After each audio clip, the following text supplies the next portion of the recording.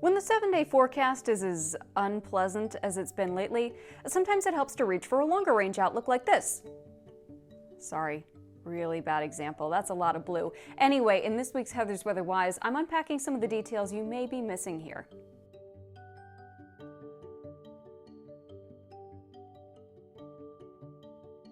First up, an important note. When we do show you an outlook like this, we're not technically showing you a Storm Team 2 forecast. This map is a product produced by the Climate Prediction Center, which is a branch of the National Weather Service, and we only show it to you when we agree with the general idea. Speaking of general idea, you probably get the gist of what's going on here without me saying anything.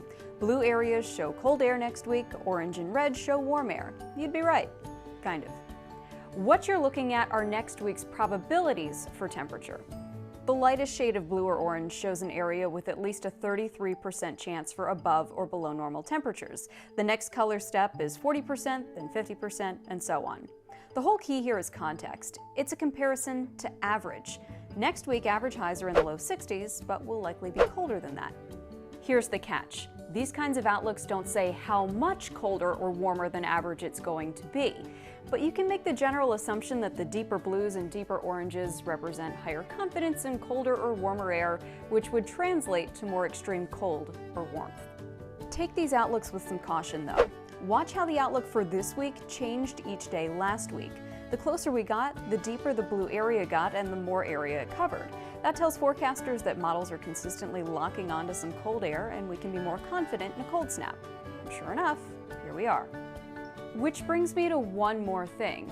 Just how good are these medium range outlooks? It's a little tricky because we're not talking about specific high and low temperature forecasts, so instead of measuring accuracy, we have to measure something called skill. In short, these forecasts have skill if they're doing better than what a random model would forecast. There's a test called the Heidke scale that helps track skill. Any score above 0 has skill. A 100 is a perfect forecast. The 30-day average for these outlooks scores about a 38, so they're nowhere near perfect, but they are useful with some careful interpretation. Long story short, when it comes to these longer range outlooks, there's a lot of fine print to read first, and it's my job to comb through it and give you a message that you can use and hopefully a little hope for some milder days ahead soon. That's it for this week's Heather's Weather Wise. I'll see you with a new topic next week, but until then, remember it's good to be a geek.